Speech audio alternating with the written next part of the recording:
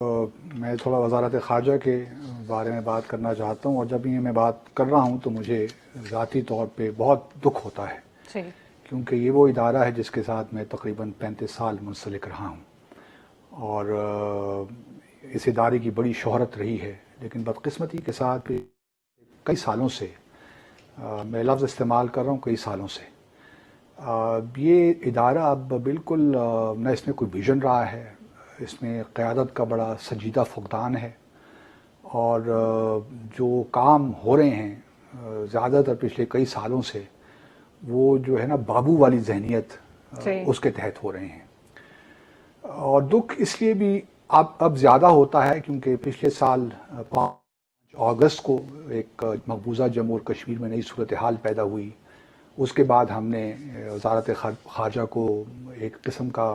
فالج زدہ پایا، بالکل، پیرالائسس میں پایا۔ اس کے بعد اب کرونا وائرس آیا ہے، تو اس وقت بھی صورتحال کچھ ایسی ہی ہے مور اور لیس، کیونکہ جو قیادت ہے اور پچھلے کئی سالوں سے جو قیادتیں رہی ہیں بالکل، وزارت خارجہ میں، نہ ان میں کوئی ویژن ہے، نہ کوئی اپنے اوپر اپنی ذات پہ یقین ہے، نہ کوئی فیصلہ کر پاتے ہیں قطعیت کے ساتھ، نہ اس پہ عمل کر پاتے ہیں، تو ایک عجیب سی خلجان سا ہے اس وقت وزارت جو خارجہ میں۔ شخص اس وقت مین کرسی پہ ہے کیا وہ ذمہ دار ہے؟ سب ذمہ دار ہیں، بالکل اوپر سے لے کر جو جو لیڈرز ہیں، لیڈرشپ ہے، ہم اسی کی بات کر رہے ہیں، ہم نیچے جو لوگ آفیسرز ہیں ان کی بات نہیں کر رہے وہ ہیں، تو خود پریشان وہ ہے۔ تو خود پریشان ہے۔ اب مثال کے طور پر میں اپنی بات سمجھانے کے لیے صرف ایک مثال آج دے رہا ہوں، ویسے تو ہم مطلب جہاں تک دیکھیے پالیسی کا تعلق ہے نا، فارن پالیسی کا تعلق ہے، اس میں تو کوئی جان ہے رہی نہیں نا بالکل، بدقسمتی کے ساتھ، خاص طور پہ کشمیر کے معاملے میں تو بالکل ہمیں کچھ نظر نہیں آیا، اکا دکا چیزیں نظر آئیں بٹ وہ فوٹو آپس کے لیے تھیں۔ ایک چھوٹی سی مثال آپ لے لیجیے، اب کرونا وائرس کی وبا پھیلی ہے، پچھلے کئی ماہ سے یہ معاملہ چل رہا ہے، ہمارے بہت سے سفراء، جہاں بہت سے سفراء ان دنوں ریٹائر ہوئے، کچھ پچھلے ماہ اگلے ماہ میں یا ہونے والے ہیں، میں آپ کو 2-3 مثالیں دے دیتا ہوں۔ مثال کے طور پر ہمارے ایک سفیر ہیں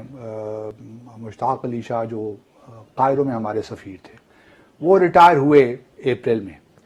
انہوں نے پہلے خط لکھا منسٹری کو کہ بھئی میں ریٹائر ہو رہا ہوں، یہاں سے پہ کوئی فلائٹس نہیں آ رہی، مجھے چارج اپنا اس دن ریلنکوش کرنا ہے کہ میں ریٹائر ہو رہا ہوں، اب بالکل، 60 سال میری عمر آ گئی ہے، میں اس تاریخ کو ریٹائر ہو رہا ہوں، تو مجھے بتائیے میں کیا کروں۔ صحیح، تو انہوں نے منسٹری نے کوئی ان کو جواب نہیں دیا۔ صحیح، اسی طرح ابھی ہمارے ایک اور سفیر ہیں جو نیو میکسیکو میں ہیں، میکسیکو سٹی میں، تصور صاحب، وہ ریٹائر ہوئے ہیں پچھلے 3-4 دنوں میں۔ انہوں نے پچھلے 2 مہینوں سے ایک منسٹری کو فیکس بھیجا ہوا ہے کہ بھئی یہاں سے کوئی فلائٹس نہیں آ رہی، مجھے کوئی کنیکشن نہیں مل رہا، تو بتائیے میں کیا کروں۔ صحیح، منسٹری نے کوئی جواب نہیں دیا، اس کا بھی اس پہ بیٹھ گئے ہیں۔ اسی طرح